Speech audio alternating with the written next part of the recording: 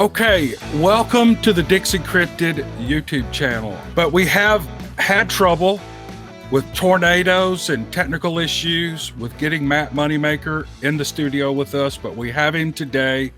He's having a little problem once again with his webcam, but we've got his voice.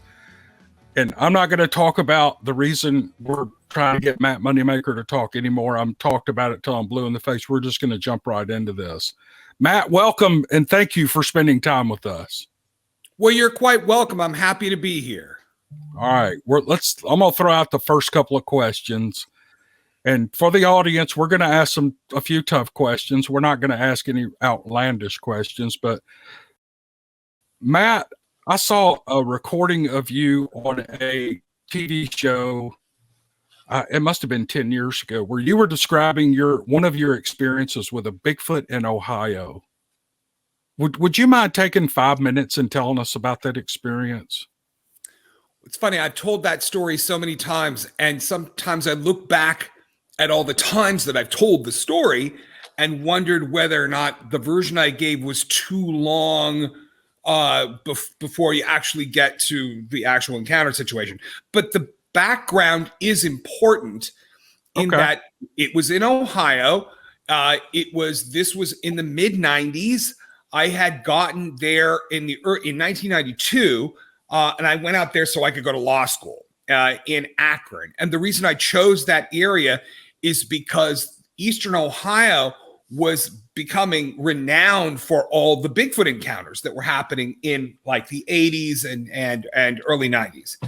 So I went out there thinking, okay, unlike Southern California, where if you're going to school in Southern California, to get to an area where there's actually Bigfoots around would take you the better part of like a whole day. It would take you a long time to get there. Whereas if you're in Akron, you could be in a Bigfoot area in 45 minutes. So I knew that, you could just drive right out there. It's just completely different terrain. You could get fairly near to where you need to be. You just need to know where to be. You need to know where to go. So That's a matter of getting information. So I went to great measures to try to get information about where the sightings were happening. And this was a few years before the internet.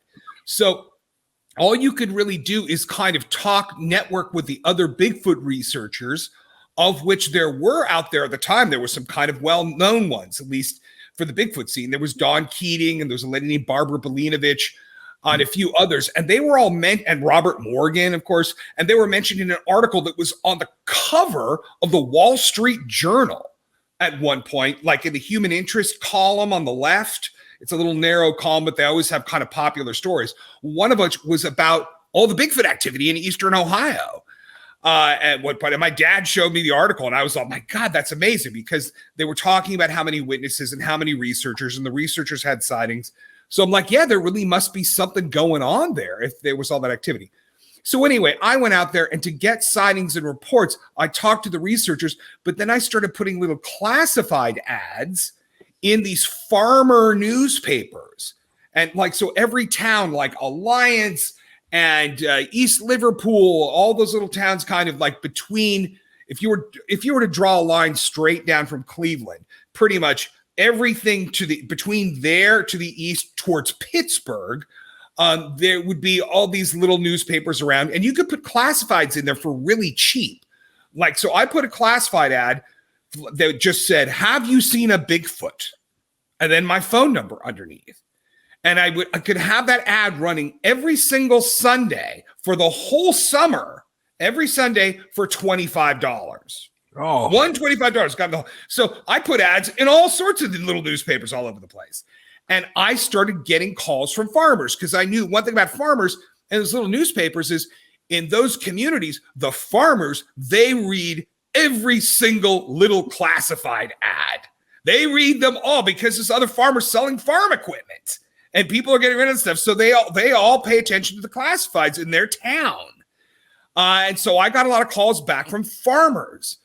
And the most interesting ones to me were the Mennonites, because they're not messing around.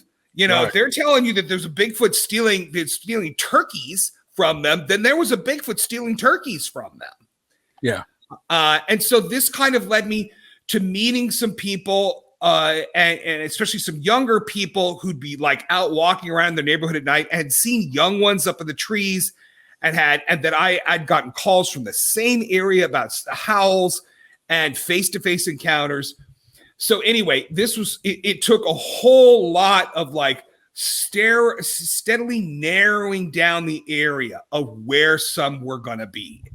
And it ended up in this swampy area called the Byrne Wildlife Refuge. Realized that so many things happened out of there that would be one of the few places they could be hang out during the day where they're absolutely protected, because it's a gnarly swamp, at least where it comes in at the top end. There's a lake connected to the rest of it with houses all around it, but that top end is like very forbidding swamp and overgrown. So we decided that I and another guy, a local witness, said we should go in there one night and kind of just see what happens, and be along this one gravel road that had just been built to go back to an oil tank. And so we got in there, and I would go overboard to see, to try to do things a little different than if I was thinking, if there's Sasquatches in there, that we can't walk in the same pathway that people would normally walk down, because they'll be aware of that. We have to come in from a way they're not expecting. And then we'll have a better chance of catching them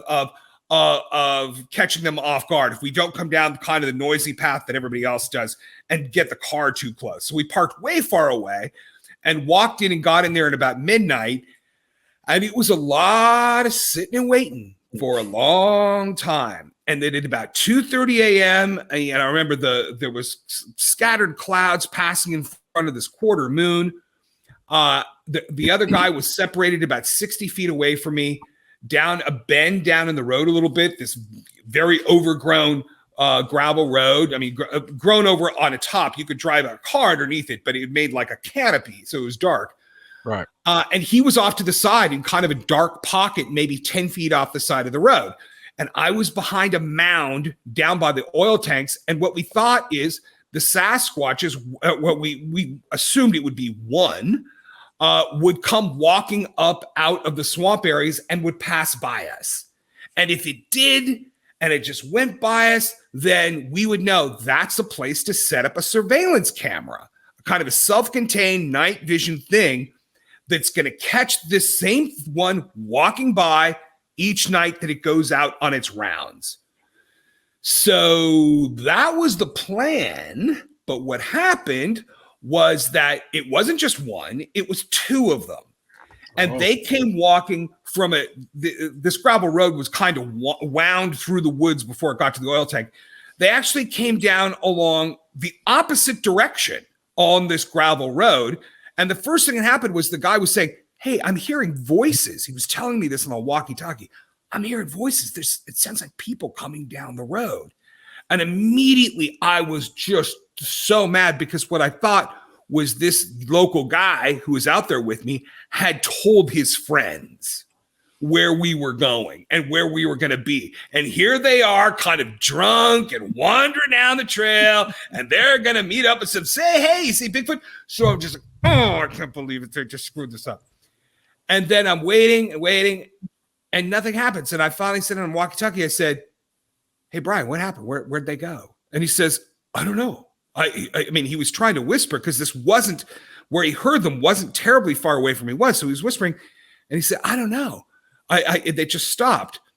And then he sees what we realized later was the smaller of the two, probably the female, come around the bend. And this is like in partial moonlight. And he's looking at it with my Russian night vision binoculars, because back then those were the Russian Army surplus night vision were the cheapest ones you could get. So he, at $900, the cheapest one you could get. So he was looking through those, and he could see this one walk out, and he does a great imitation of how it squatted down and was swaying back and forth. And then he freaks out because he realizes it's looking right in his direction, and it's only like 50 feet away. It came around the corner. It's 50 feet away, squatting down, and he just sees the silhouette of it in the moonlight swaying back and forth. Direct line looking at him. And he later on, I was able to point out, it was saying, oh, those night vision goggles that you're looking through, those illuminated screens? Well, it's like shining a little light on your face. So if you're standing in a dark place and you're looking at something like basically a little viewfinder, you might as well be holding a smartphone up to your face. It's going to light up your face. Yeah. And so that's what the thing saw when he came around the corner. And also, I had to point out to him, say, when you push down the button on the walkie-talkie to talk to me, a little red light comes on. So between the light of the night vision shining off your face, a little red light, and you're totally in a dark pocket, like a pitch black, cubby space, 10 feet from the edge of a dark road, it's going to see that in a second. And he didn't occur to him that he was making a light that was noticeable. Anyway, so the one came around the corner, it squatted down, swaying back and forth, and he starts telling me what he's looking at, and he's getting really freaked out by this, that it's so close. And then an amazing thing, and he does an imitation, how it turned around and it waved its arms, gestured to something that Brian couldn't see because it was just a little bit further around the bend. But he said he was definitely making a gesture to something. And then we hear he moves out of his view, and then there's a gap. There's there's nothing for a little while. There's like silence. We don't hear anything. And then he starts hearing movements in the woods. Like he's on the left side of the road, and he starts hearing movement to his left. And he thinks, and he's telling me on the walkie-talkie, he thinks the things are walking away, like they're leaving. But they're not walking directly away from us. They're walking perpendicular to this road. And then I heard what happened next. I heard it as it was happening, which would sound like a bunch of horses charging through the brush towards you, just bashing through and then stopping. And so there was this crashing toward him, and then they stopped only about 20 feet away from him. And I hear him go, and he jumps up, and he has a little pen light that made a very bright beam for a pen light, and he lit up both of them with a light. And there was a bigger one and a smaller one. And if you ever want to online, you can see the drawing that he did of the big one, the way it held up its arm in front of its face to show the god. If you look up Ohio Bigfoot sketches Bfro, and the one that talks about in Berlin Lake in 1994, that was the one that first came up to him, put its arm up, and there was a smaller one next to it, and he said, yeah, that was he thought was the female. And of course, I questioned him afterwards to go, Ken, what made you think it was? Why are you so sure it was a female? How do you know? And he just said he just had a sense that he didn't, and it wasn't like he saw boobs or anything like that. It's like he wasn't paying attention to that detail. They're very furry, so you don't often see kind of that kind of detail. But he said he got a sense that this was just a mated pair, like a male and a female, like a pair that goes around that way.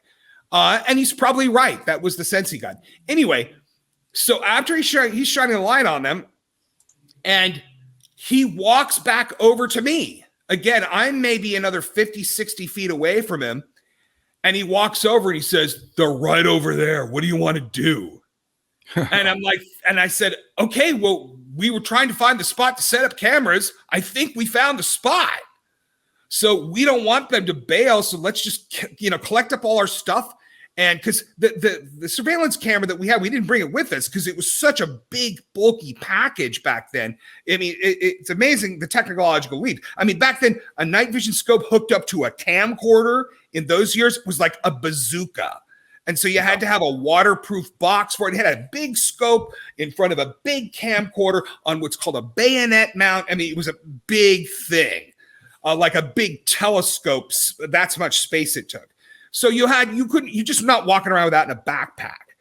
Anyway, so we wanted to scout where to set that up, and we didn't have it with us. So I was saying, listen, we found the spot. Let's, we'll come back and set up the camera, and we'll get, the camera will get all kinds of footage because they're here. So anyway, I didn't take that long to explain that to him, but I explained that to him. And then I said, where's my Russian night vision binoculars that cost $900? And he says, I dropped them over there when I saw the thing and I ran away from it. And I'm like, you're going to go back and you're going to go get my stuff, because he dropped the night vision binoculars and the walkie-talkie and the other stuff. And I just said, man, they're not gonna kill you. You shine the light on it. They're going to hold their ground. And we knew that they weren't going to come past this kind of invisible boundary of like 15 or 20 feet, because we had, by that point, I had spoken with so many witnesses in Ohio, in different parts of Ohio, who said, yeah, like they would, even if they're trying to scare you, there'd be a certain distance that they're not going to come any closer than a certain amount. And 15 or 20 feet is like the extreme of like in your face for these things. They just don't come close to that unless you're inside of a car or inside of a tent and it sounds like you're sleeping. Then they might come right up to the tent or right up to the car if they think you're kind of incapacitated. But generally, if you're facing them, they're not, and it's only going to be in thick woods where they can like kind of step behind a tree if you pull out a gun or a spotlight or something. Anyway, so he walks back to go get that stuff.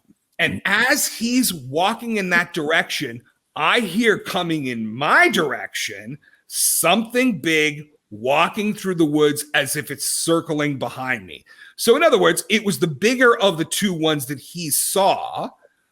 Noticed all it had to do was watch where he walked over to, the dude walked over to, and then heard him talking to me and figured, okay, there's somebody else over there.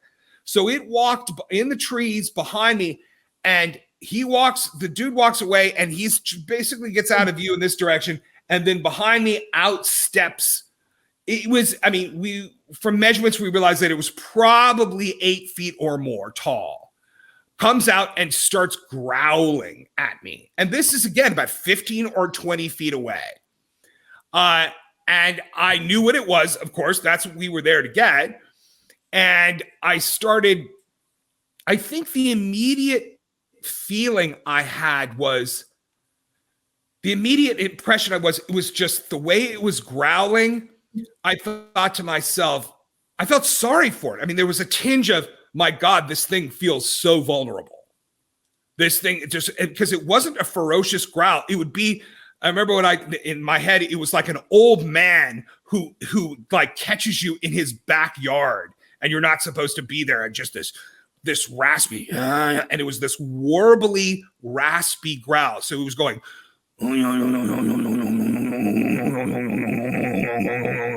like that. Huh. About that loud, not, in other words, not like big, scary, but it was, and the message was pretty clear, which is, I know you're here. Like, you're like, in other words, you're busted. Like it got a sense that it knew we were out there waiting for something like it to come along. Right. And now it knows we're there and it's letting us know.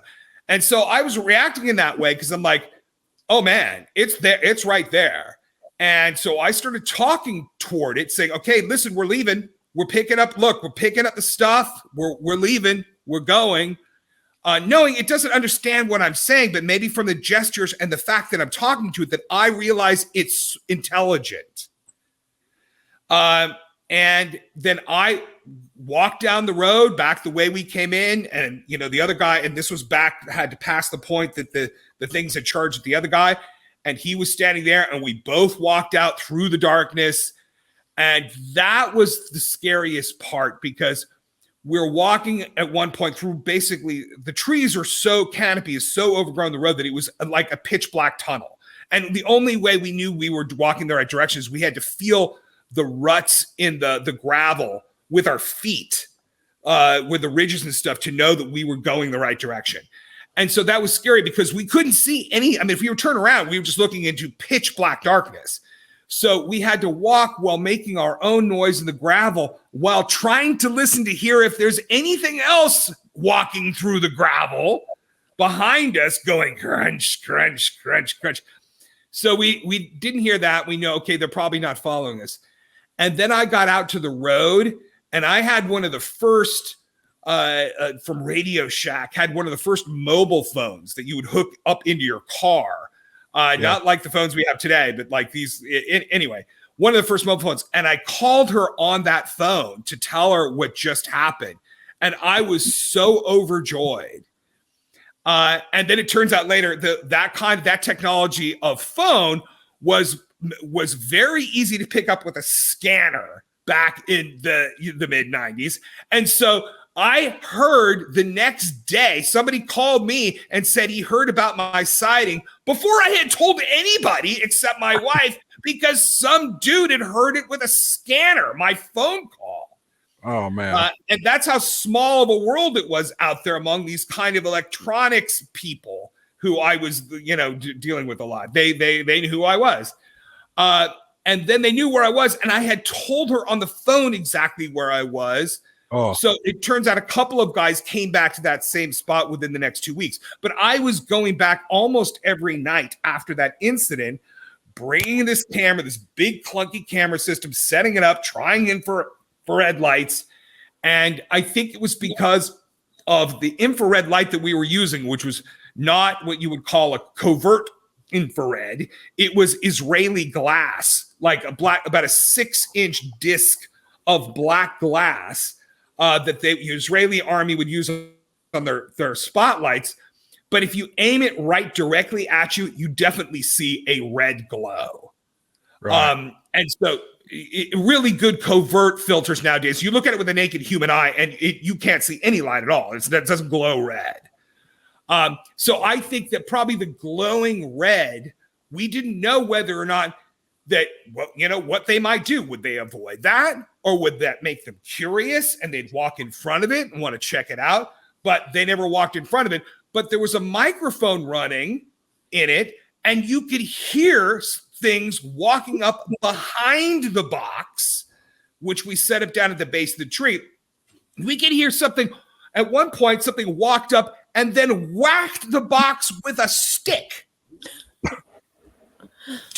as if to see what it would do, and as if there's like a booby trap or something. It hit the box with a stick, and then you could hear it just walking away. But it didn't want to walk in front of that red infrared spotlight. Huh. So, but anyway, so it was. Go ahead. Well, I was going to say, so that encounter, is that pretty much most of it?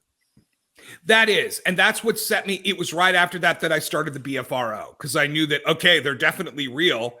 And the way I looked at back like then is like, it's on an organizational level, it's not being taken very seriously. People are not organizing to do research on it. And that's because you're not even going to put that effort into it until you've actually had a face-to-face.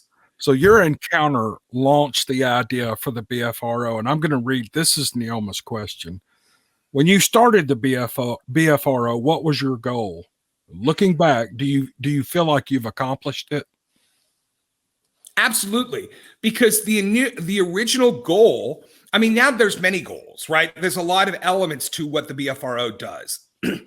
But the original goal had to do with the fact that what was it was to do a better version of what was called the Bigfoot Research Project. There was a thing called the BRP, and I had high hopes for the BRP. The BRP was run by a guy named Peter Byrne, an English-Irish guy. If you ever watched old In Search of shows, he was the guy with the cravat, and he had been a mountaineer in Nepal. And he got funding to run what was called the Bigfoot Research Center or Bigfoot Research Project. And again, he was on In Search of and various different shows. And he was getting, we knew from there was in terms of Bigfoot researchers in the United States who were actively collecting information and circulating it to each other by newsletter or letter or phone or whatever else that you did in the 80s. There was no more than about 12 in US and Canada combined. It was a very, very small group of people, and we all knew each other. So imagine that, making a newsletter that is going to have only 20 people subscribing to it. But that's how that was before websites. Anyway, where was I going with that? How did I get off the track on that? I don't know, news. but I can tell you that I was surprised the other day when I looked him up to find out he's still alive. He's like 95 years old. Ah, yeah, Peter Byrne. Well, the mistake that I thought Peter was making, because the few of us that were really, really into it, we knew that people were sending him sighting stories. Mm-hmm. We knew that he was receiving reports, and it was because he was a big figurehead on TV and in the newspaper. Right. So he ended up, and he made this thing very famously, 1-800-Bigfoot. It was an 800 number to receive reports, but it was only working, the 800 number would only work in the Northwest. And so we found out through his interaction with other Bigfoot researchers that he would always try to dismiss, like his logic was that Washington State was the epicenter, and the further you get away from Washington State, the less likely the reports are to be true. Which to me was just like, I'm in Ohio and I've had an encounter, and there's way more reports in eastern states and Midwest than there is in many parts of the West. And so I just knew this guy is trying to really make himself the center of gravity.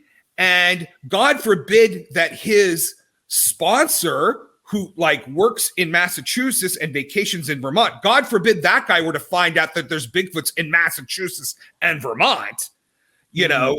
So he wants it. So he would get in all sorts of reports and he would just sit on them. He would only act upon them if he could get a TV attention, like a spot on a TV or commercial or whatever else. Then he'd go out and get all dressed up, and him, his assistants, they'd go out and they talk in front of the cameras.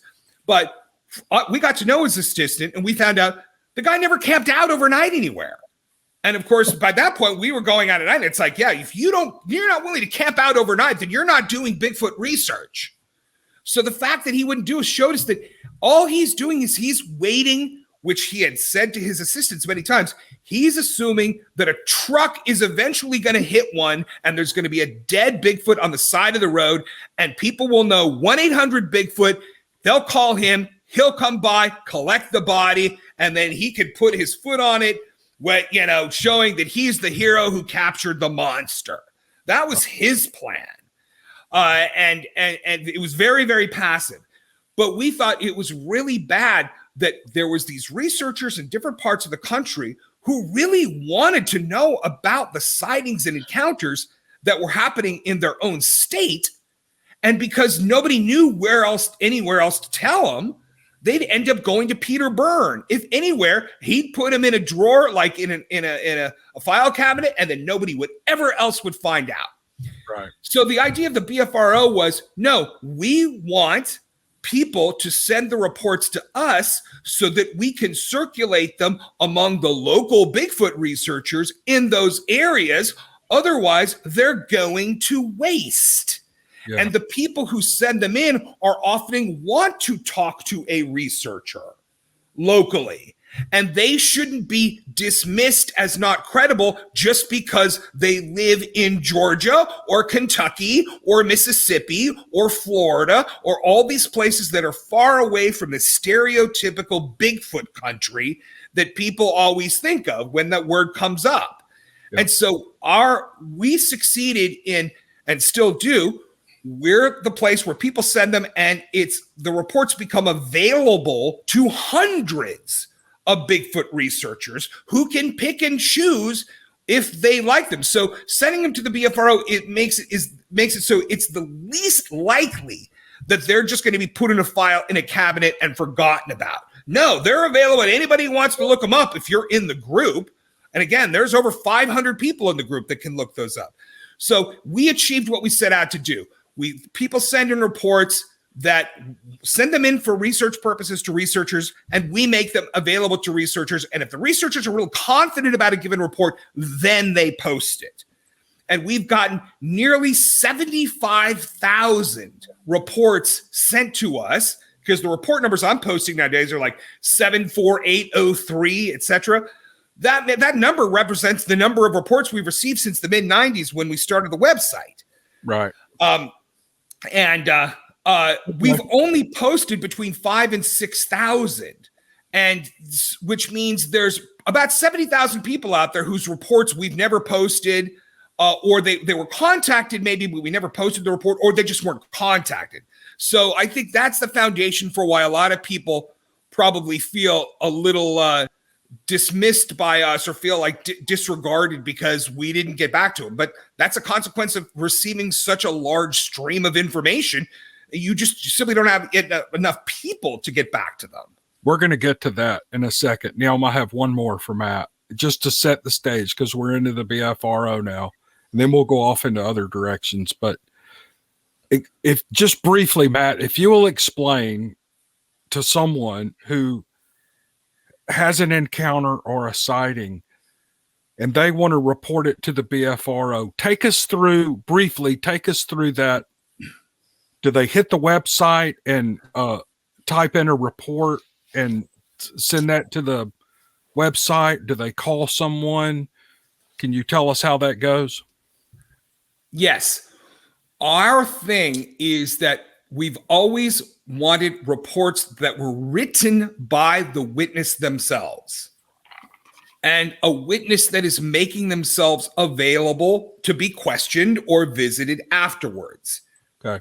And so people will, so the way to do it is you go to the BFRO site, and it doesn't take long to find BFRO, even if you can't remember the letters. You could put, Bigfoot Research Organization or something like that. If you go down, it turns out we come up more at the top in Bing and DuckDuckGo like we used to in Google, but now Google has moved us down quite a bit. And I've got some theories about that. But anyway, if you go to Bing and you put in Bigfoot, we're the first thing that comes up because we're the biggest Bigfoot website. So you go there and you'll see a link that says report a sighting. Or if you look up, and this was my thing that I take credit for in the site, I knew that people who had sightings, the way we would get reports is we posted all the reports that we had sorted by state and county.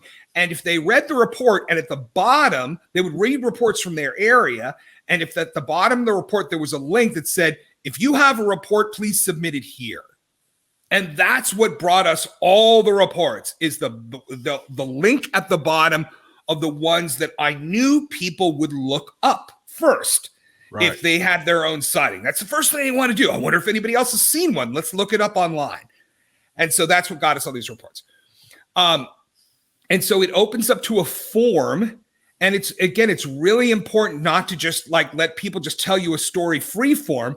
We make them answer specific questions, at least the best they can. Like, what was the date? What year was it? What month was it? What else can you tell us about the date if you don't remember the specific date? And then where was it? What state was it in? What county was it in? Give us directions. Tell us all the geographical information and tell us all that stuff before you start telling us the story. Right. Because a lot of people are going to filter what stories they want to read based on when it was and where it was. Right. They might only care about ones that are recent and in their own county. So we want to have that information first.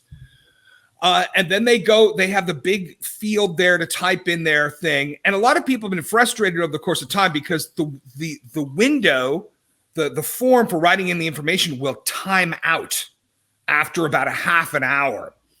So we tell people, if you've got a real long story, what you have to do is type it up in a separate document. Yes. Or a notepad or whatever, type it up separately. And then when it comes time to do the report, you paste that in. You fill out the other little things that are easy to paste in, but the big long story, you paste it in from another document, and then it won't time out. Oh, you can imagine there are some people who are upset because they wrote a big long thing for 25 minutes and they hit submit and boom, it was timed out. They didn't have a copy of it. And is there a warning this page? Yes. In the form itself, it says if you have a real long one, then write it in a separate document. Okay. But people don't know. It's like they're not paying attention to the clock. It's good. And they think, this will just take a second to write. And they start writing it and they go, how you've been in the process of writing where it's like, you can really lose track of time if you're really focused on what you're doing. An hour can go by like that. Yeah. So anyway, so they submit the report.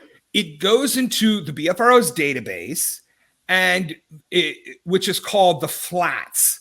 And we don't even talk about that publicly. It's just kind of behind the scenes. FLATS is the acronym for Follow-Up Log and Tracking System. Okay. And so the idea that was distinguished between, because I started making this website. I told a couple of people in the Bigfoot world, yeah, I'm doing this website, and it's going to take reports put in by state and county. And so one of my little online rivals heard about this, who I'd gotten in a tough with back at that time over who was like going to be the moderator of a forum. And her name was Bobby Short. So she started saying, well, she's going to do that too, because she hears I'm doing it. So she started making, all she heard was, I'm going to get reports and sort of by state and county. So she took that and did, and like sweet talked somebody into making a website for her, but it was only for existing reports and articles that had been collected from the previous years. And she didn't realize I was making a report. It was going to have all the previous years as much as we can. But the main thing is we want witnesses to be able to send in future reports, right, and add them to the site, not just make a nice little library collection of stuff that's been around a while. So that was the whole idea of the website, and the database was taking in stuff that then many other members of the group who have access to the flats, they can look at, they can monitor, they can see all the reports coming in from wherever, and they can decide which ones they want to pick. And it's like early bird catches the worm. Right. And they can read through the list and see, oh, there's a good one, etc. So if they see one that sounds really amazing, like multi-witnesses, and somebody says they have photos or videos, etc., if it's not in their area, then they'll call or they'll email somebody else, because they'll say, hey, you got to get on this one. This is really good. Yeah.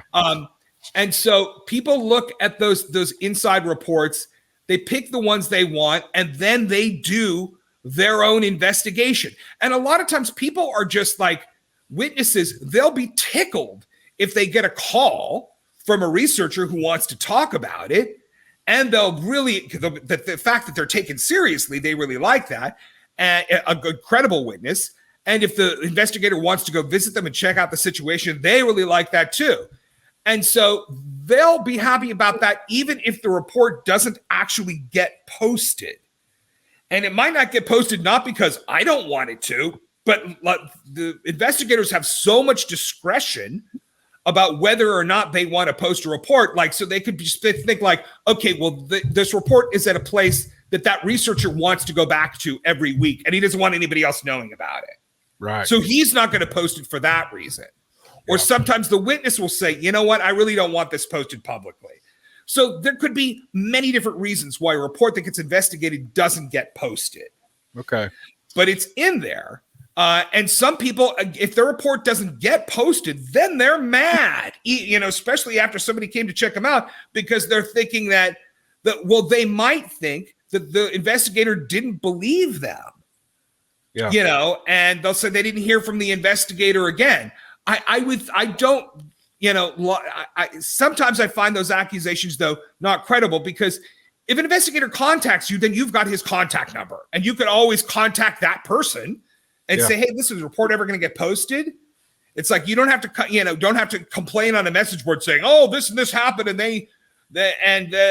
then we lost touch with them. It's like, well, no, once you were in touch, then you were in touch. Right. So it wasn't like you run into a wall after that point. You'd have a person that you were interacting with, and you could find out from them what they did or didn't want to do. Okay, so we know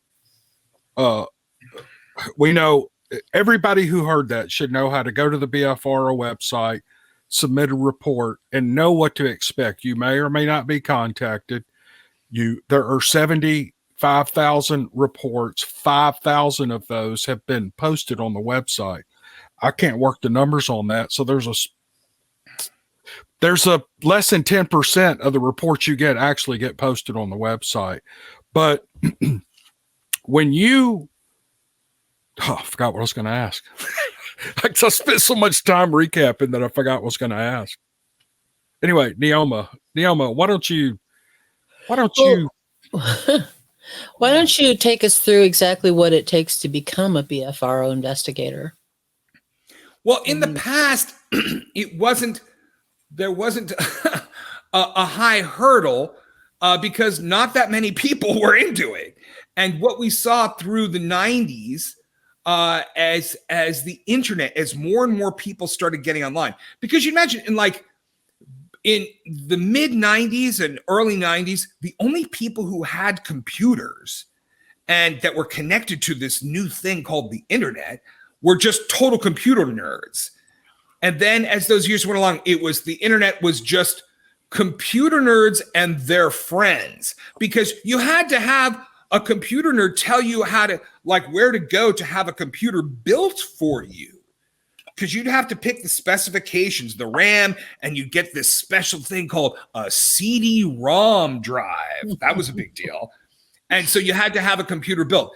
And so it wasn't easy access for most people. So as the 90s went on, many, many, many, many more people were getting online. And so many, many more people were coming to this Bigfoot, the first Bigfoot mailing list on the internet. Was called the Internet Virtual Bigfoot Conference, the IVBC. And that list got so big that after a while, it started attracting a few famously crazy people that were difficult to keep off, because we would kick them off and they would just get some new free email address and put themselves right back on and start just going on in their crazy rants. Eric Beckjord being the worst of them. So we had to start being more selective about who we would let into these message boards. And then one of the reasons for forming the BFRO was it'd be like the reason of imagine you have an open air patio bar where people can just walk in from the sidewalk and sit down and blah, blah, blah, blah, blah. And realizing at some point you have to change it from that architecture to one where you've got a wall all the way around it and people have to go by a bouncer and a doorman and That's because there's some people you don't want to let in.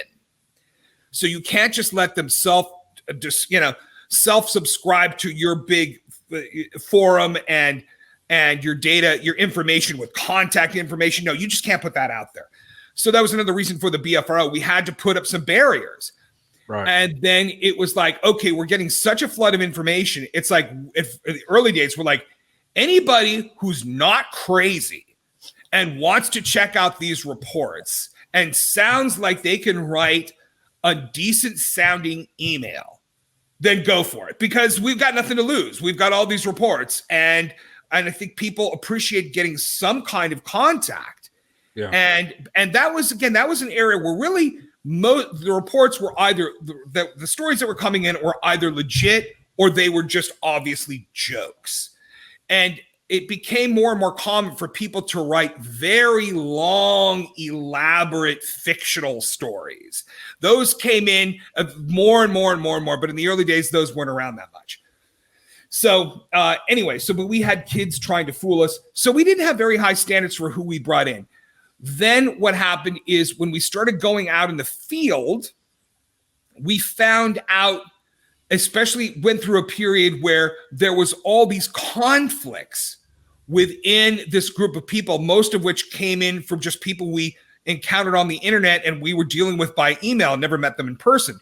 Some of those people had problems that would cause them to get into fights, just bickering with other people. And it was becoming such a drama all the time, dealing with these spats of these different volunteers who came in, that when we started doing expeditions going out in the field, our requirement was, okay, you're not going to get in the group until you've come out in the field with us. Because the name of the group is the Bigfoot Field Researchers Organization.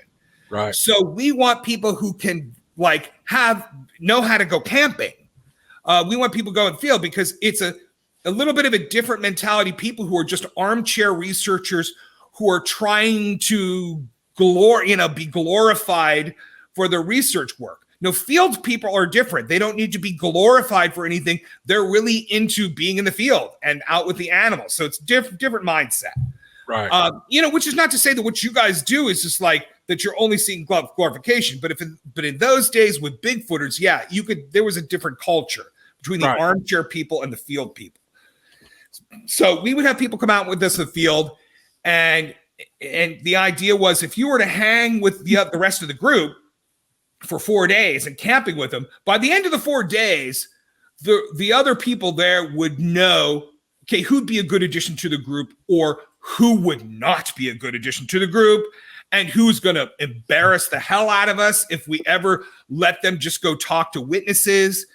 And so that spending time with people eventually became a prerequisite.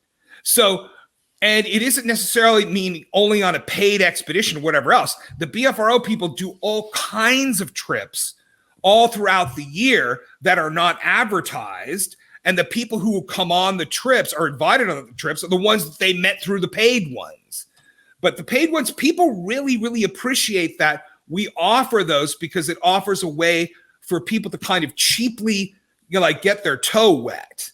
And, people say, oh, you're charging an extraordinary amount. I heard for expeditions, first of all, why would they say they heard that we're charging huge amounts when you can just go on the website and see exactly how much it is, which is $300, which is way cheaper than a guided fishing trip. And it's $300 for 4 days. And so you're camping. So if you can't afford, if that's out of your price range, then you cannot afford to go on any vacation at all. If $300 and then just camping, no hotel, no flight, no anything else. If that's exorbitant, then so we make it as cheap as possible in order for these things to just be able to pay for themselves with the time that the organizers and assistants have to put into it and the permits they have to get, etc. So people really like that. And it allows us to bring in people. And not everybody who comes on the trip wants to end up being an investigator, but some of them do. And some of them are end up being very good. I would say $300 is reasonable, but if you charge $3,000, my view is if somebody's willing to pay it, there's a market for that. And so what business of it is it of everyone else what another man spends his money on? But it makes sense that you would charge money. I mean, you have to fund the organization and fund the camp out and all that stuff. I wasn't even going to ask you that question because I think it's ridiculous. But I've got to make another point about that. Go. What we found that $300 is also very, very functional in the sense that if we were to charge nothing, oh my God, some of the people we'd get would be horrible. That $300 is a damn good filter. If you can make $300 happen, then you're a certain type of person. And if you can't do $300, then you can't afford to be doing Bigfoot field research, let's say. And then you really want to go. I mean, they're putting a few $100 down is letting you know they want to be there. So yeah, whole different attitude than if they were to come for free and then end up heckling you and sitting around and telling you how to do your thing. Right. So moving forward, when after they've completed this and they've gone on their I hate that word. When they've gone on their expedition, is there any forensic training as far as how to ask questions, and do you teach them how to cast prints and what to look for? I mean, what kind of specific knowledge do they gain? There's extensive information in everything from the list of questions, how to ask them, the importance of getting the geographic information, how to cast footprints in part of the flats, the training section, which is, after the reports, the training section is probably the next biggest part in there because there's a lot. And investigators, we tell them that after after we get you hooked up, that's the very first thing you can do. You have to learn how to use the controls of flats on how to process a report, how to change it to assign yourself as an investigator, how to classify it, how to do all those things, all very technical things. And so there's those technical things. And then there's the whole thing about interviewing and talking with witnesses. And one of the things before we let people in, it's one of the things we have to find out, are you bold enough to actually call and talk to a witness or ask them questions? Because some investigators just feel too intimidated to do that. So we're just oh, no. Well, if you feel too shy to call up somebody who already sent us a report, so it's not like a cold call. If you're too shy to call them up and ask them some questions, then you shouldn't be in this group. Right. Because that's what we do. But yeah, so there's a lot of training there, but we don't ask people to get kind of certifications on various things. Oh, did we lose Cameron? No, no, he just turned off his camera. Okay.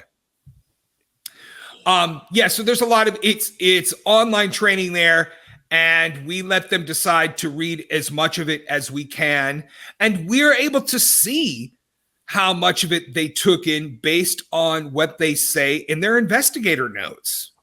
We can tell right away, have they read a lot of stuff they haven't? And then the reader can see that too. And if their investigator notes are kind of sparse and half-assed, then that's on them, because after every report, it'll show, in a lot of them, it shows a photo of the investigator and it has his bio.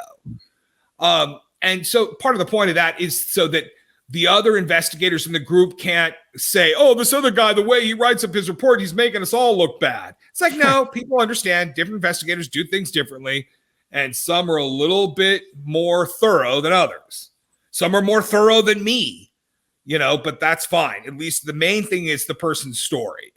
Do you, I've read a couple of comments and emails. I'm going to let you address some of the negative stereotypes that are out there. One of them is I call the Bfro. An investigator came out, took my report, but he didn't help me. And my question is always, when I see that, what do you expect? They're a research organization. They're not a therapist or a Bigfoot exterminating organization or anything like that. That's not what you do. You don't give therapy to people who are traumatized by an experience. Let's get into your links to the government that you've been accused of. Is that, can you get into that just a little bit? Yeah. Those, it's funny because I make fun of people and I shouldn't. I get very sarcastic and condescending about people for believing when they hear stuff like that's put out by other YouTubers or sometimes other, in the past it would be other researchers, but now it's like, it's YouTubers. And it's so obviously the agenda is to frighten people, to deter people, frighten people, discourage people from submitting a report to us, and instead submit a report to the one who's telling you the lie that, oh yeah, we're working for the government, we're coming with helicopters onto your land. And it's so, again, I make fun of people and I mock them for doing, you'd have to be so dumb to believe that. But I realize, how are they going to know? How, they hear a story like that, and for all they know, yeah, we're these crazy men in black, and we're up there flying over stomping on your land. Or here's one of the great lie stories that the Bfro has been caught many times trespassing on people's land because you send them your report and they don't call you back, but then they're on top of you without permission. And of course, it's just very designed and concocted to deter you from sending us your information, because we get most of it. And that's the only power, the people that want the information redirected to them, the only way that they can affect that is by spreading lies like that in the comments section of some YouTubers, of some YouTube channels. And then loads of other very gullible people believe that. And then they'll repeat it in the comments of other YouTube channels. And then still others will say, oh, well, there's smoke, there's fire, because I've heard all these other people talking about that. And so there must be something to it. And it's like, yes, sometimes it's just like some YouTuber took advantage of a lot of gullible people and they just bought his lies. And that happens a bit. And probably the main one is that Canadian who will go unnamed. Yeah, I get comments and emails on occasion. Man, you're really helping people who have had experiences. And I don't make a big point of saying it, but I have said it before. Don't look at me to help you. If you have trouble, if you have post-traumatic stress syndrome, don't look to a YouTube channel to help you. You need to see a doctor. Don't look to the Bfro to help you. Don't do that. If it feels good to get it off your chest, whatever. That's fine. I think probably many of the encounters that we get have been submitted to the BFRO at some point. I get some of them where they say, well, this never made it to the website. I asked people before we did this to send me dealings that they have had with the BFRO, good, negative, or positive. Matt, I've left it wide open for anybody to throw me a question who have had dealings with your organization. I got one email from someone who actually had interactions with the BFRO, and he is a BFRO investigator. He's got to talk about that in a minute. He's got a beef with you for doing something with a report. I got 20 to 25 of people who said, I had a great experience with the BFRO. I didn't have any of these problems that I hear out on the internet or in the YouTube comment section of all these channels. So I gave everybody an opportunity. I think people are going to be pissed that I'm not asking you some of these absurd questions. I even got one that you organized a fake. Now I'm not even going to say it. Oh yeah, I can. I mean, I would love to just go in and just like tell me all the ridiculous stories you've heard, so I can just so I know what they are. But all the ones I've heard so far, I'm like, not only that's not true, but it was so obviously fake that I'm like, how could you even not recognize the flying, with the government, that's men in black and the helicopters and the SWAT team on the neighbor's property to kill the Bigfoots? I mean, doesn't on the surface that just sound absurd? I got an email last week from someone, I can't recall who it was. I've only been to one Bigfoot conference as a vendor. We went last year to Gatlinburg. Neoma was there with us. Mm-hmm. And it was a great time. I got an email from somebody that said there was someone there, and they kind of alluded to the fact that they wanted to embarrass or even hurt David Pilates, and Matt Moneymaker set the whole thing up. Say it. I understand. Somebody wanted. You have enough time on conference. Maybe I'm missing something here. Oh, I don't quite understand it, and I read it. I've been accused of being a Putin supporter because I'm having you on. I tell you, at one point, David Pilates came on and was onto the scene and basically said, every other researcher out there sucks. Bigfoot researcher, and he's the real deal. This has happened a few times to some people, but Pilates came in with like every place he went to speak, people walking out and saying, that's the most arrogant guy, especially somebody who knows nothing about Bigfoot research just because he was formerly a cop and he has friends with some guys that are in the FBI who he'll go drinking with sometimes. Somehow that gives him the credentials that say, nobody else but me knows what they're doing. Now I'm here. I'm the real deal to solve the mystery. Oh, there's a couple of people out there, and everybody else is the biggest dumbass on the planet except them regarding this Bigfoot topic. Yeah. And it's like, Pilates toned down after a while, and people started dealing with it. He became a lot more humble, but he was such a jerk in the beginning and put off so many people that they were circulating the information. I mean, there was, I won't get into it, but there were some things that he didn't want people to know that happened in his professional background. And so we were openly speaking to saying, yeah, this is the kind of person he is. Yeah. And so that was like, then it was like him against the Bigfoot world for a long time. But then after a while, it's just like, I think that the Missing 911 series thing, I think it does have some merit in some ways, in that those are kind of interesting stories. So I think some of the work he's been done is valid. Yeah. In some, I think it's kind of stretched. But anyway, he's not like the pariah that he used to be. Yeah. Well, I met him. He's a nice guy. and I only got to talk to him for a second, and I introduced myself to him. I wouldn't expect him to know me from Adam, but he looked at me like I was crazy. I think I was the first person to his booth, and I reached my hand out. He wouldn't shake my hand because it was during Corona. I was still shaking everybody's hand, but but he seemed to be a friendly guy, and everybody that went through the line. And I really don't know anything about him, but yeah. So all of these, again, I got between 20 and 25 emails that people who have had interactions with the BFRO completely satisfied. I will admit there's about 4 of them from other BFRO investigators who I assume they all have direct dealings with you. They talk real highly of you.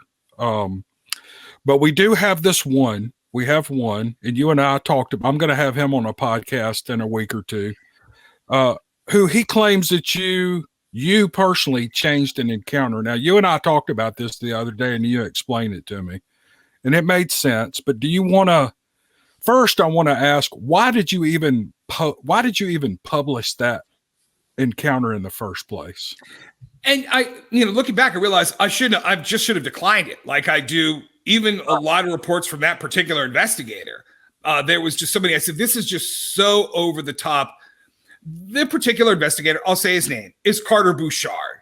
Yeah. And the fact that, that he's still in the group should tell you something about the group. Is I don't necessarily have to get along with everybody in the group. And they have completely different attitudes about things and different theories and different methods.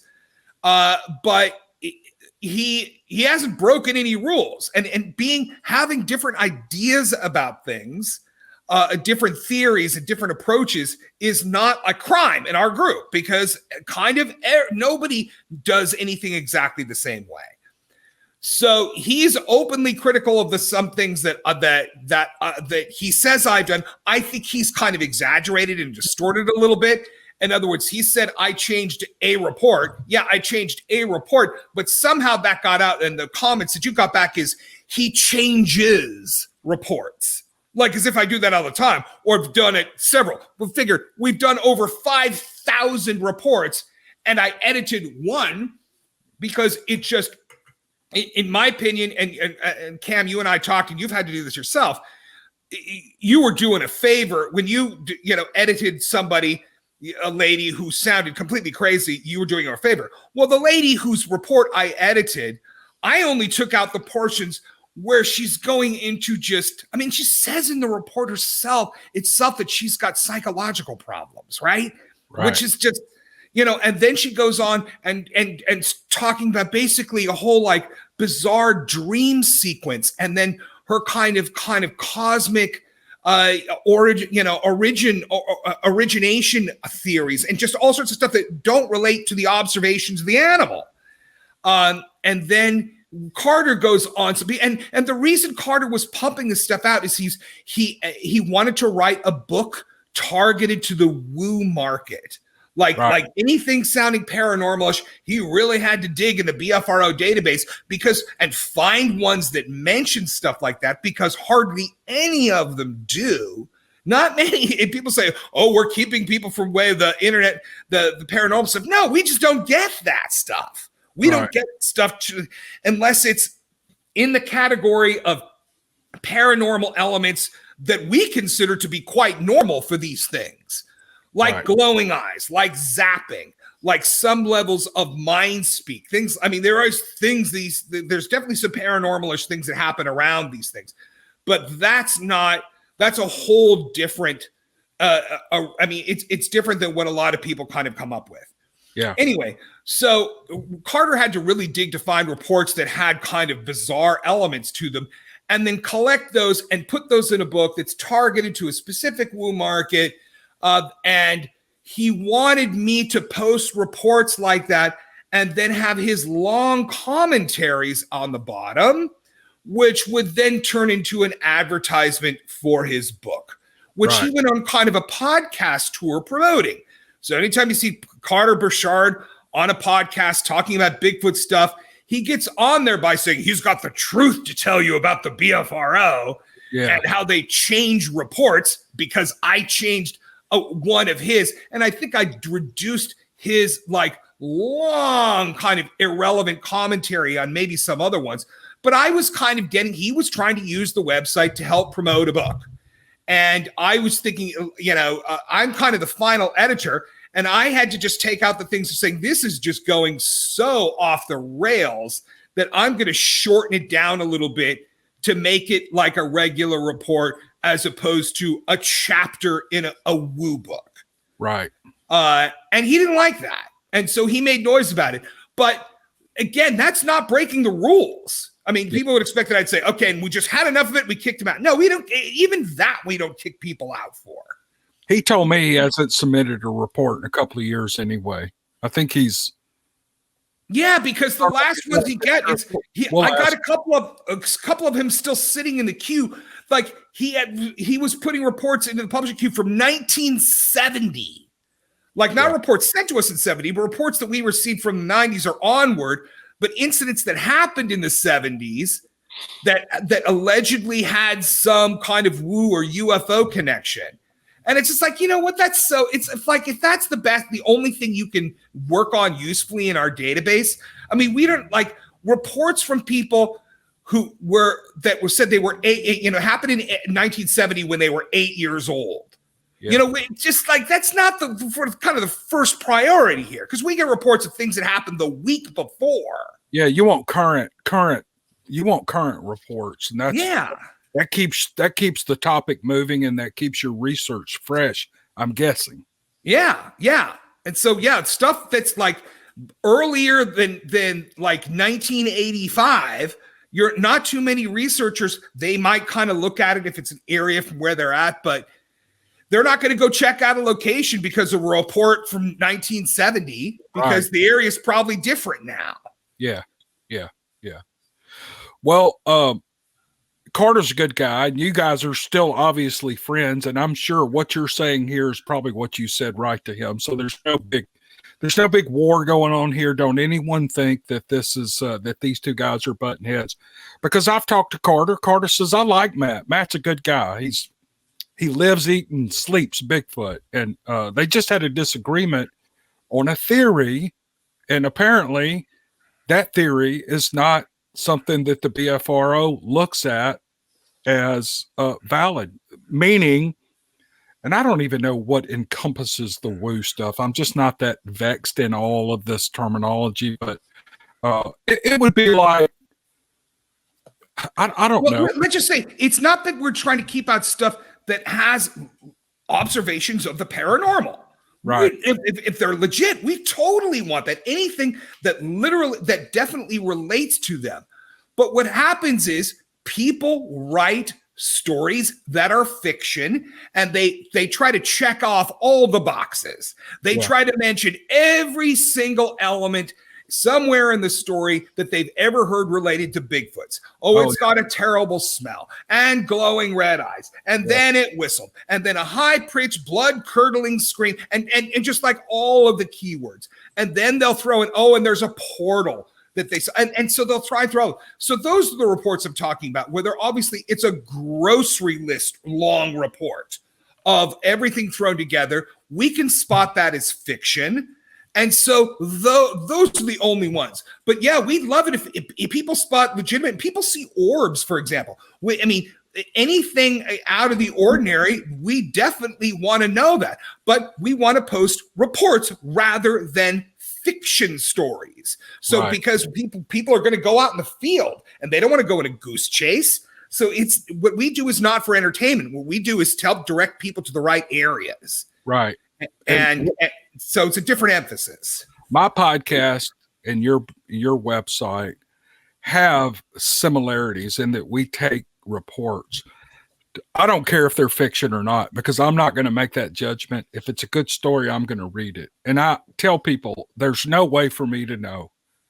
And I think there's no way for you to know if these stories are true or not. I really don't know how in the world you can 100% say this happened, this person is telling the truth 100%. However, you've seen one before, and but like you said, if there are so many details, and it's Well, sometimes if we know, if there's like, okay, I'm going to give you one example of one that you mentioned, and you said you knew it would have sounded outlandish to people after you read it, and that's the smoke jumper story. Right. No, and it's only because I've lived a long life and I've been around and done a lot of things that I can listen to that story and I could start seeing, okay, there's one red flag after another. This is a grocery list. Yeah. And then he gets to what we would call a key red flag, which is the key that like something he says, which is definitely not true, that kind of reveals that everything else in the story was made up as well. And that was the point. And it's kind of a trope, kind of a cliche that happens in these long stories where, they try to build up credibility as if they were involved in some government job that put them in some special place, a la the smoke jumper story. And then some authority figure it comes and tells them that they're not allowed to talk about this with anyone else. And you see that motif in a lot of them. So his version of that motif is him and this other firefighter were then brought down into a room and they were told they have top secret security clearance. They're federal government employees and now they have top secret security clearance and they can't talk about that with anyone. Right. Well, see, the reason why I know that that's a key red flag and that's not true is because I've had government security clearance. And I mean, there's many levels of government security clearance, but I was a webmaster, a contractor on a Navy base. And to get that job, you had to get basic level government security clearance. And the lowest level takes a while. It's a background check. There's all kinds of things. And so top secret security, which is the highest one, they don't just walk you into a room and say, you're a federal government employee. Like, they could say that to a postal worker. They don't bring you in and say, now you have top secret security clearance. Right. And so because I've imposed that on you, and of course, it's something you have to apply for. It doesn't get imposed. Because I've imposed that on you, therefore you can't tell your story about your animal encounter that you had on the job. Go ahead. I can honestly say I've had government security clearance as well. And it does take a long time. In fact, because I was having financial problems at the time, I even got a visit from 2 FBI agents from Kansas City who came to my hometown. And I had to give information on background information on my family. They investigated my family. It's not something that a fairy doesn't come down, pop you on the head and say, now you've got government security. And it's a form they send you. Well, back then they sent you a disc and you had to put it in the computer and you had to fill it out. And it just took hours and hours and hours. And they asked questions about, they wanted to know who your parents were, if people, one of the questions I remember is if I had any immigrants, how long, because it was quite an ordeal to answer a lot of those questions. And then when it was all done 2-3 weeks later, still didn't have the clearance. And then the FBI agents came and then they took me in a room and asked me questions. And then it was another week or two after that before the clearance came through. So it's not something, fairy doesn't come down and pop you on the head. You are not, and so that part of the story that wasn't like something that he could have misinterpreted or got like, it was just a subjective, like different way of looking at things. No, that was a pretty factual statement about something that he said happened. He wouldn't have misunderstood what was said, but what was said would not have been said.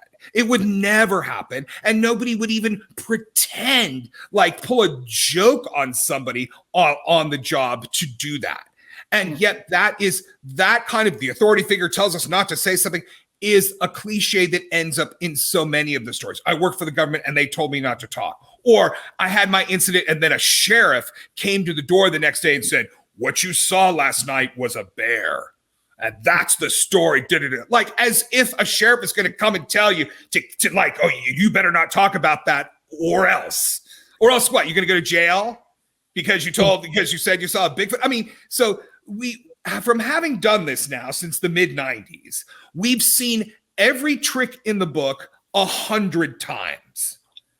And so that was when I saw the grocery list of all the elements, and he talked a good talk, as some people will do, because they've read enough stories or watched enough videos or TV shows that they can pretend to be like a Vietnam helicopter pilot or this or that, or a fire jumper, this, that, all these heroic things. And one kind of the element is they'll have a lot of character development, as they call that in writing, a lot of character development before they actually get to the Bigfoot encounter. Whereas a real report, they go straight to the Bigfoot counter, and then, they might tell you a little bit about themselves before they tell you what they saw, but they don't have a big, long narrative about their upbringing and all the things they hunted before they tell you about the Bigfoot encounter.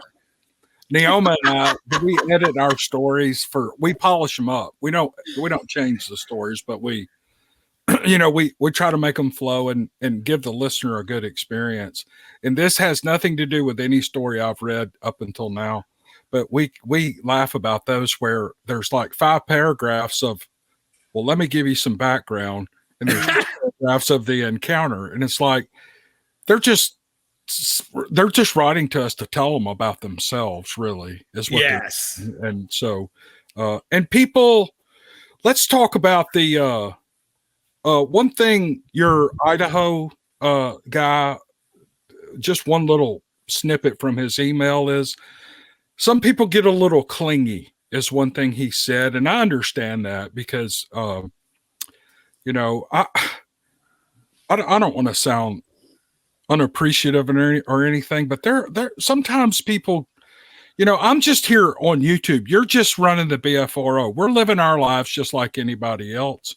And I have a group of friends, you have your friends, and then we have, this, which is kind of, in a way, a little bit of, with me, it's just a kind of a sideline, a hobby, and a business that I get paid for. But, just because I maybe return your phone call, or because I return a text or an email, does not mean I'm your best friend, Matt. And so talk to me about the clingy thing that you've run into. I think a lot of people send the BFR reports, not a lot, maybe some, and they expect to have this direct line to the BFRO to talk to you every day and tell you and, share their feelings about these encounters. And that's not what you do, is it? No. And it's like, it'd be like, wanting to have a friend, a shoulder to lean on, etc. And you go to a McDonald's and you start talking to the order taker about, like, I got to tell you about, like, what's going on in my life. And they would just look at you like, that's not what you come here for. Right. Or to the bank, or to all the, but you don't bring that kind of business there. But there's a lot of people who've wanted to talk. They've either seen us on TV, or they're interested in the Bigfoot subject, and not necessarily the characters of Finding Bigfoot, but they want to talk to Bigfoot researchers. They want to tell us their thoughts about the thing, right, or they want to tell us they're concerned about the thing. And very often, many of those, if they don't hear back from us, then they'll think, well, the only way then to get our attention is if they come up and say they have a sighting, because they know those are the people we do contact. So plenty of people will make up a report, not because they want necessarily to get on the website, but because that's what will get us being able, they'll be able to get us on the phone or get some FaceTime with us. Right. And so we don't do that. We have to look for that. You can step that out pretty quick, can't you?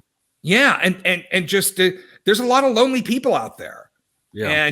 And they like the idea of getting attention for a group of people. And if they have to tell a big wild story in order to get like a bunch of people coming to their house and giving them like lots of attention, then they'll do that. Yeah. Yeah. There are people like that. And so the point of me bringing this up is that I think there's not a huge amount of people that do that, but there are. And I think a lot of those people they're that way, which leads to probably sending emails to me, to other YouTube channels, and bashing the BFRO for an issue that's really not an issue. And then whoever shares that email, I get people jump in my shed all the time about not vetting the stories. They're the real Bigfoot purists. That's what I call them. They look at my storytelling channel as a research resource. And I've told people 100 times, do not look at this channel as a research resource. But they'll send them to, and I get all kind of crap about not vetting stories. But yet YouTubers that read these emails, they don't vet those stories, yet they read them off in an email just to bash an organization. They haven't even checked to see if it's true. And they use the old cliche, well, wherever there's smoke, there's fire. If there's enough of, look, those things snowball on themselves, I think. Now, they could all be true, but I'm not getting that undercurrent at all, Matt. Well, I asked, when I first heard that you were going to do this and about all these negative messages, Bfro is to a large extent a virtual organization in that we're not all meeting in a building all the time. Right. So I had to think, oh, wow, is there people in the group that are going out and pissing off people, making people mad? And the only way I'm going to know about it is like through these complaints, from angles, through YouTube comments. And I thought, well, I better hear about like what they're saying is bad. And it turns out, no, that isn't really what's going on. What is going on in that situation is that it's, again, I call it the Shia LaBeouf situation. Shia LaBeouf, he does a social experiment by putting a live microphone and camera on a street corner in some big East Coast city. I think it was New York. And just the idea is, here's this unmoderated space, this open mic that anybody can walk up into and start saying anything they want at any time. What that does, do you think you're going to hear informative and helpful stuff through that? True stuff? No, you're going to have deranged, ranting, crazy people who are feeling powerful by giving you a lot of fire and brimstone, doomsday, conspiracy, hateful. I mean, that's what happens. So if you have a big popular like meeting space or forum or group and of just random people, and you were to say, well, what are your thoughts on the Coca-Cola Corporation? Yeah. Or Major League Baseball Association, or some big, and again, we're basically, the BFR is like the government when it comes to Bigfoot sightings. I mean, we're the powers that be, we're the big boys, we're the authorities. So we get treated the same way, which is if you just leave it open for like comments from any, like all stratas of society about what they think about these big organizations, you will hear, first of all kinds of lies, but you will only hear bad stuff. Right. You won't have people standing up saying, you know what, I know a bunch of the people who work down at Coca-Cola Corporation, and these are great people, and they have great values, and Coca-Cola has brought a lot of comfort food joy into people's lives throughout the years. No, you're not going to hear that. You're going to hear, like, we have a guy in the group who's an LAPD officer, and he says, yeah, it's going to be like a police commission meeting that's open to the public. The only people who are going to come down to give comments about the police are people who are going to be trashing the police. Oh, yeah. Yeah. With bad things to say. And nobody's going to stand up to kind of take issue with some of the bullshit about police brutality and blah, blah, blah, blah, blah, like that, which is the cops having to deal with violent people. And, so nobody sticks up for them. So the police commission will get this view like, wow, our police must be really bad. I mean, listen to all these angry people in this meeting, and they don't hear any other voices. But again, that's an unmoderated space. They're not standing there at the police commission saying, oh, so you have some bad things to say about the police. Oh, by the way, do you have a police record yourself? Have you ever been arrested for domestic violence and lots of parking tickets and moving violations? In other words, are you a scofflaw who's maybe angry that you're on probation and you can't take drugs? So you're coming down here to vent your frustration. Let's kind of debunk the lies of these complainers by looking at who the complainers are. No, you can't do that in a meeting. And you can't do that in the comments on a YouTube video, on a YouTube channel. So you're having a lot of ranting, deranged, angry people who only have negative things to say. And they'd say it about the Coca-Cola Corporation. They'd say it about Major League Baseball. They'd say it about any element of the government. But those same people will go out and buy a Coke and watch the baseball game, and they'll rely on government services whenever they need it. So they're hypocrites. And they'll watch our show and they'll read our reports too. And they'll learn from it. But they'll be envious that they're not on TV or they're not in our group. And the only way that makes them feel powerful or get attention compared to us is by piling on whenever they see people saying mean things who are pretending as if they know better. And really, they know less. Yeah. Yeah. I don't know. Negativity seems to be drawing an audience. And the people who complain the most, I've even considered just getting out of the Bigfoot topic. I always thought they were interesting stories, and I think they are too. I still think they are, but there's so much vicious venom within the community. You should see some of the emails I've gotten just because I was having you on. They're vicious. I mean, and the subject attracts crazies. It definitely does. That's why I never give out my home address. And I swore to my wife, she goes, "Don't you ever give out our home address." I said, "I won't do it." And I never have. I even had a guy, well, I won't tell the story, but anyway, what I was going to say is what's even, they're the same people who despise this woke culture, yet they practice the exact same theory in the Bigfoot world. It is the most amazing thing. They become just like the people they hate because it's like a religion to them. It's almost a religion. And 90% of them have never been out in the woods and done what you guys do. And it's all just a bunch of venom that just flows through the internet. And that may be true in all topics, but I've kind of followed, like I'm following this girl that's riding her motorcycle through South America and Central America. She's heading to Alaska. I don't see that kind of stuff on motorcycle cross country topics. I mainly just see it in this area. And so I got to tell you, I mean, my hat's off to you for putting up with a lot of this. And if people have real beefs with you, I'm sure you would address it. We've been on for an hour and 26 minutes.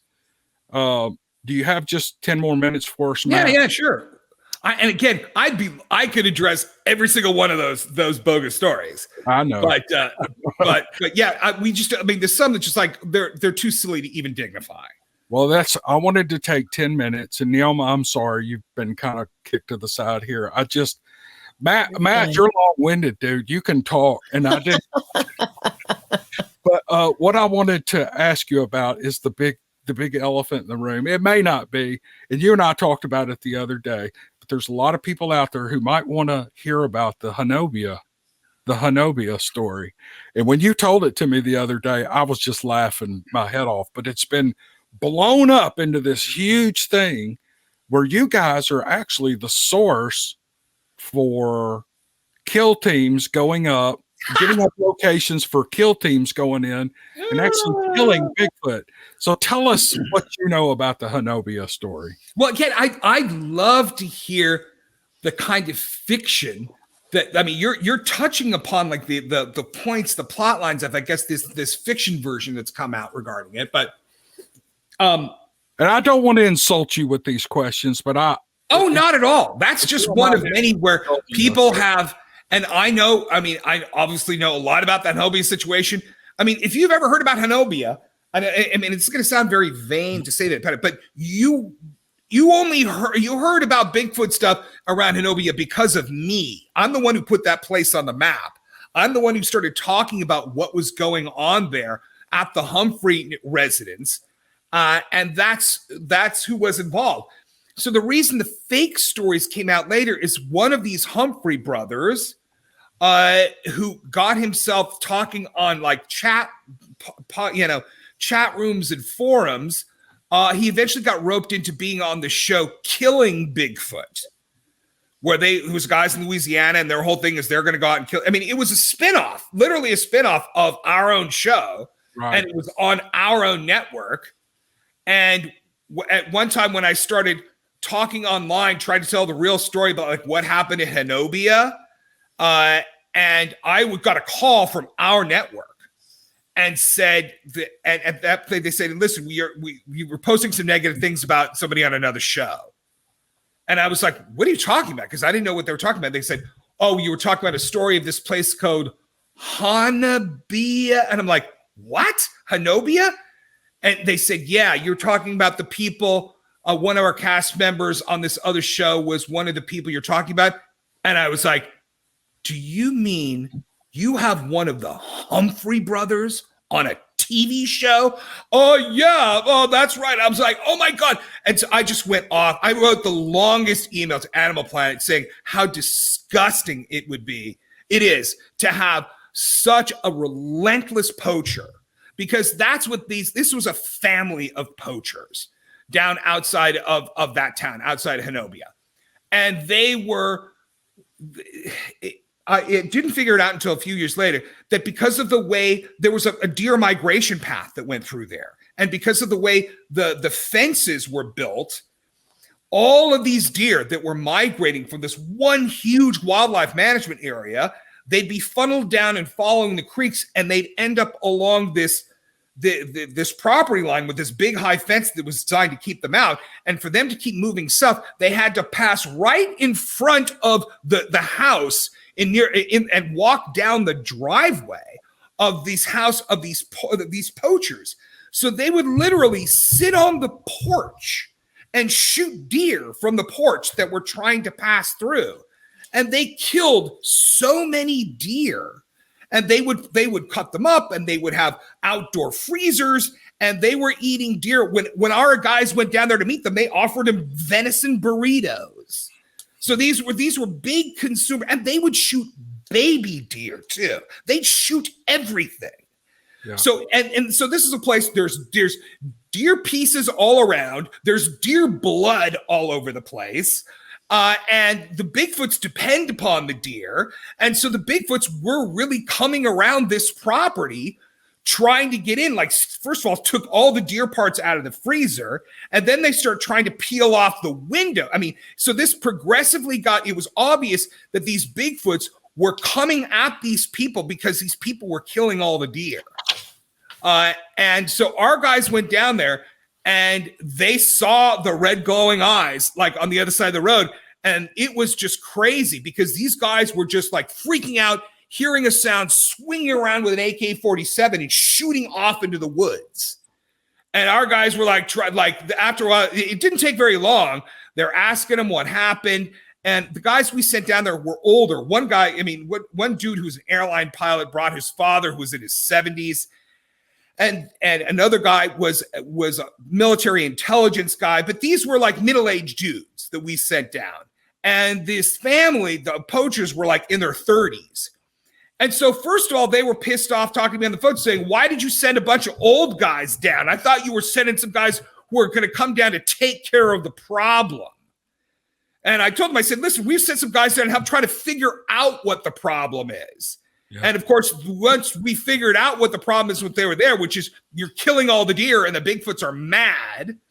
But anyway, our guys pulled out of there because it was they were there for a few hours, and then they just said, somebody's going to get shot here. Somebody's going to get killed by accident because these guys are just on the porch, swinging the gun around, shooting off into the darkness. Right. And then they got out of there. And then eventually the activity, we didn't go back there. And then eventually the activity stopped. And then the people moved out. So the people didn't stay there for much longer. And one of the reasons was word got out to the local Fish and Game about these guys, how much poaching they were doing.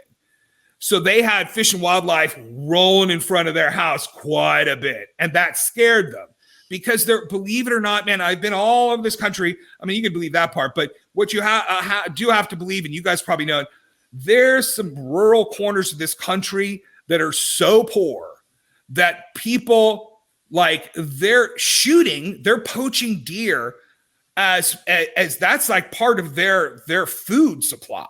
Right. And they're bringing it home to the family. They're killing a deer and they're saving money on food, and they're not getting a license for that. Right. And there's many places where that goes on, where it's totally overlooked by local Fish and Game, by local authorities, because their attitude is that there's too many deer anyway in those areas. They think there's a deer overpopulation problem. People hit them with their car, people planting gardens complain about it. So a lot of areas, they think there's a deer. If there's a deer overpopulation problem, do you think they're going to go after the poachers with a lot of force? No, they don't. So anyway, so this was one of those areas, but there was enough people complaining about these folks, and partly because their house was right next to a highway and they were shooting across the highway, across the road that people were driving on, into the woods on the other side. So it was a safety issue there. And eventually they just kind of, they rented somewhere. They got a place somewhere else.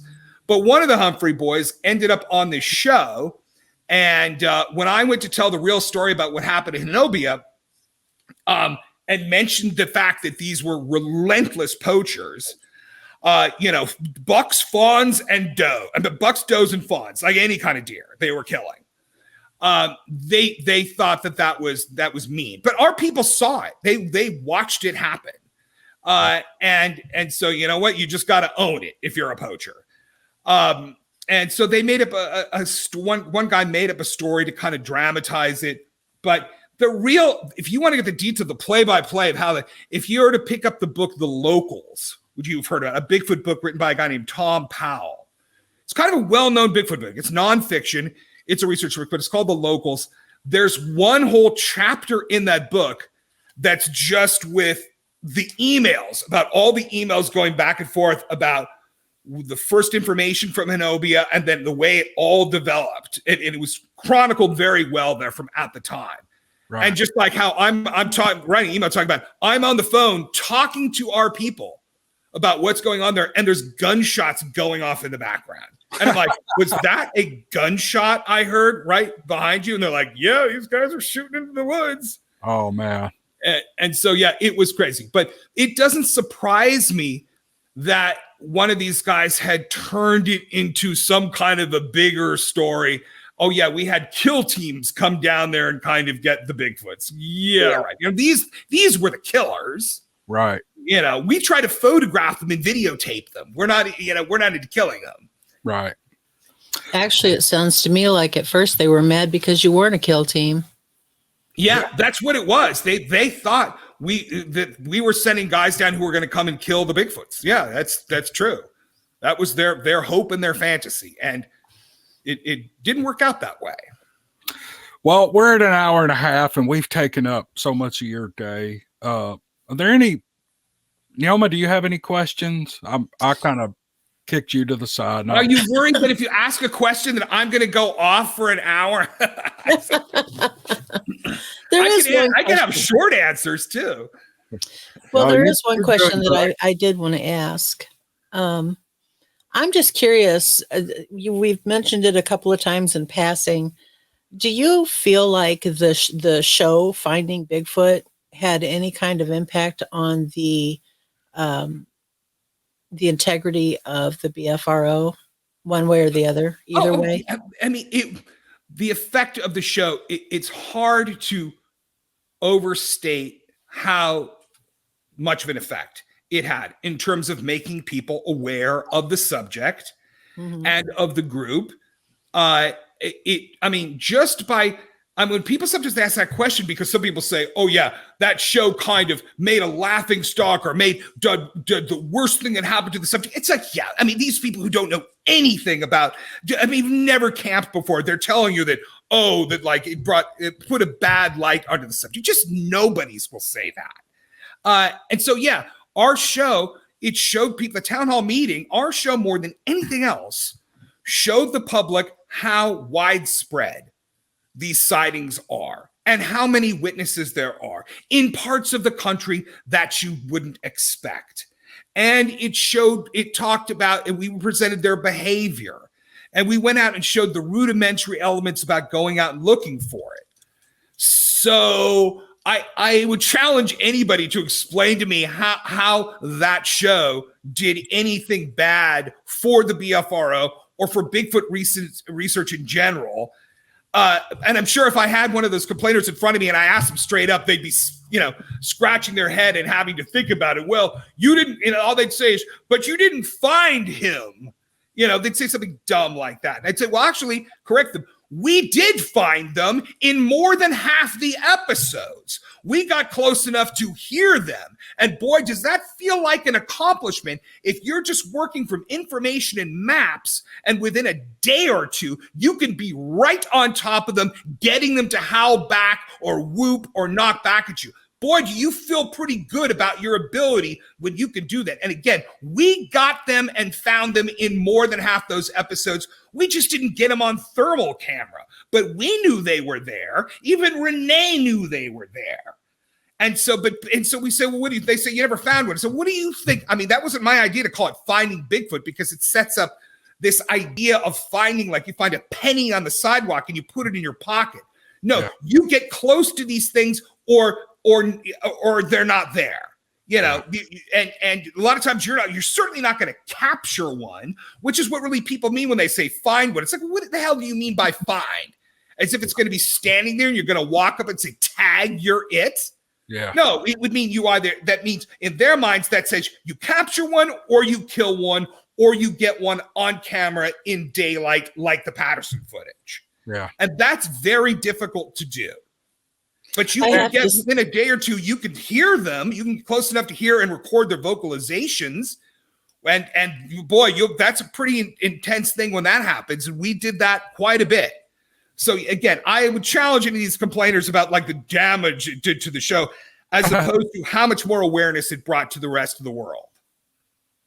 I have to say, I'm glad that you said that even Renee knew they were there, because there were a lot of times watching that show and I thought she could have woke up, rolled over and found one smoking a cigarette next to her in bed and said, nope, not a Bigfoot. Well, remember, she had producers all around her reinforcing the idea that she's the skeptic. Right.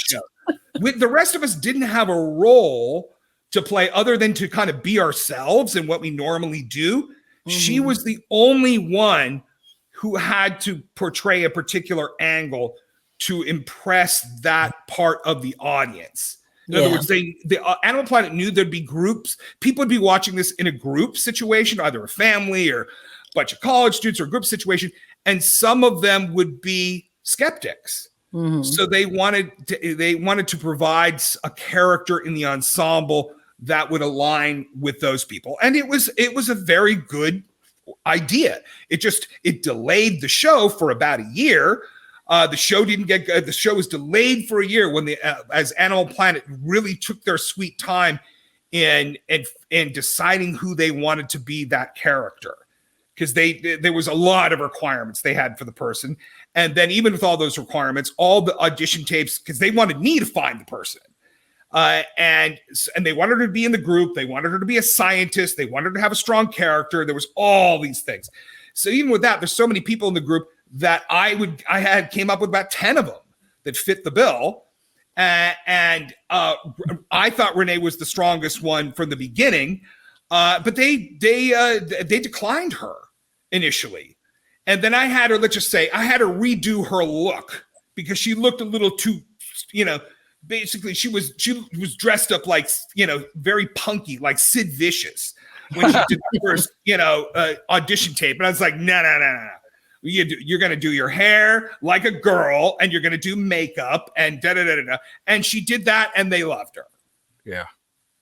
She's a fun character in this show. And I have to say, I had never watched an episode of it until this kind of obsession of mine kind of took hold. I wanted to find out about you and the BFRO. But I actually made a subscription to the Discovery Channel and I watched most of season 4. And I'm sitting there watching it thinking, of all the reality shows I've seen, this is my favorite. I mean, you actually provide a lot of information. You interview eyewitnesses. You try to debunk what they're saying. You had the one guy who faked the footprint. I thought that was great. You guys went to China. Man, you guys went all over the world with this show, checking out all these monster stories, telling the story, telling the people's who had the encounter story, letting them tell it in their own words, and then you go investigate it. And I'm thinking people are just giving you, or giving the show a bunch of shit because you didn't get a video of Bigfoot. I mean, it's like, I don't know. I enjoyed it. And I may not watch all of it, but I'm going to, since I kind of virtually know you now, I'm going to watch it. I'm going to tell my sons, hey, I know that guy right there. Yeah, Well, I look at it this way. I was trying to serve up these facts for my niece just yesterday, and I was pointing out that Gilligan's Island did 98 episodes over 3 years. Wow. We did 100. They did Gilligan's Island 98. We did 100 over the course of 7 years.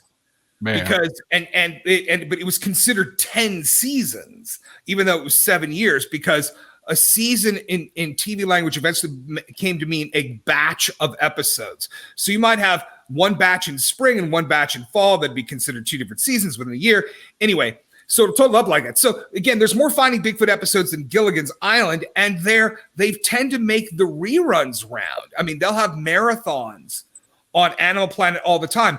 And what people are just shocked to hear, and it really is true, is that I haven't seen many of the episodes. I've never seen them because when they were showing in first run, we were on the road making other episodes. Yeah. I mean, a lot of those Sunday nights when people are out watching Finding Bigfoot, we were deep in the woods, shooting others. So and there was no place where I was able to get you can't buy the full boxed set of all 100 episodes.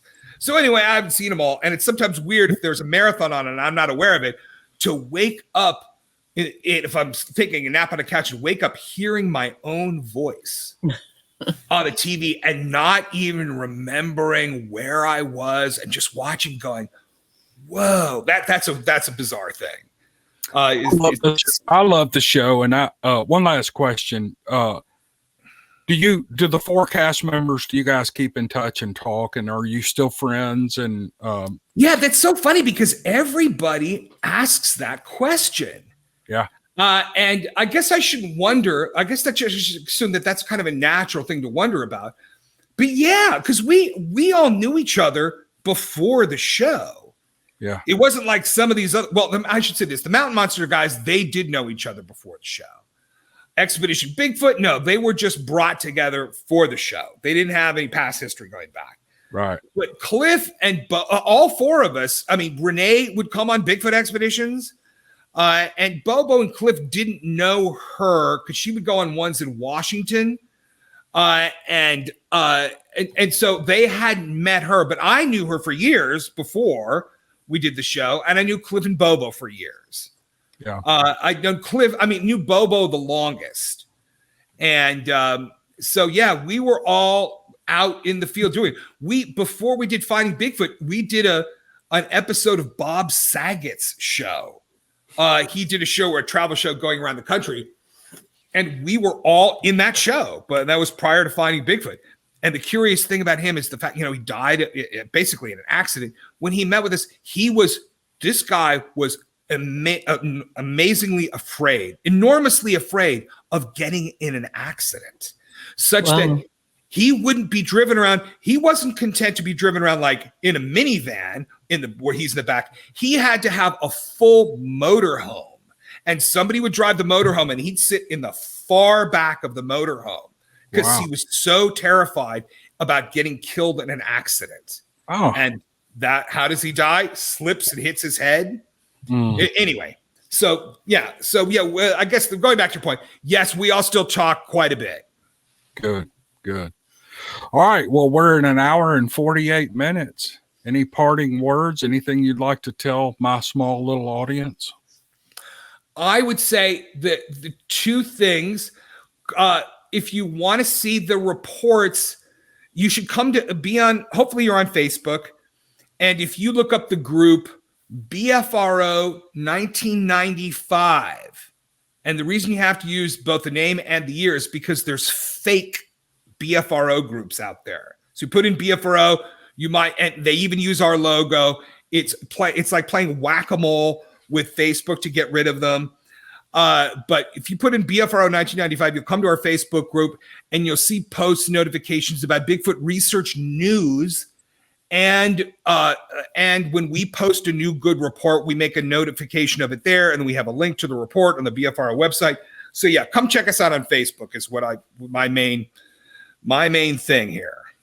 And hit your website. Is it bfro.com? If you want to submit a report, bfro.net. And the reason I emphasize Facebook even more than that, because on Facebook's site, you'll have links to our website, but and you'll find it that way. But yeah, bfro.net. And you can go straight there on your phone, on your desktop, and see everything. Very good. Matt, Neoma, thank you for doing this today.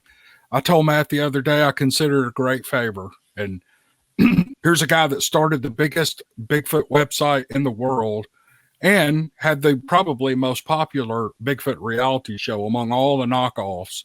And he agreed to sit down with little old me and address some of these negative things that go around about him. And I wanted to give him a chance and you a chance to listen to the source directly, answer some of these charges. There are some that are more crazy, and I'm not even going to go there. But I think you've hit some of the. I think you've explained some of the even the craziest ones, and they're actually quite funny stories. And thank you for doing this, Matt. I really appreciate it. You're very welcome. Thanks for giving me a chance to clear all that up. All right, if you'll hang on, I'm about to end the broadcast, but I want to say one thing when we're off air. And Neoma, thank you. Neoma Finn, the owner and creator of the Neoma Finn Open to Doubt podcast on YouTube and on the podcast network. Go check her out. I'll link her channel in the description. And we're going to get back to telling stories the next podcast, I promise. We'll see you guys on the next one. Thank you.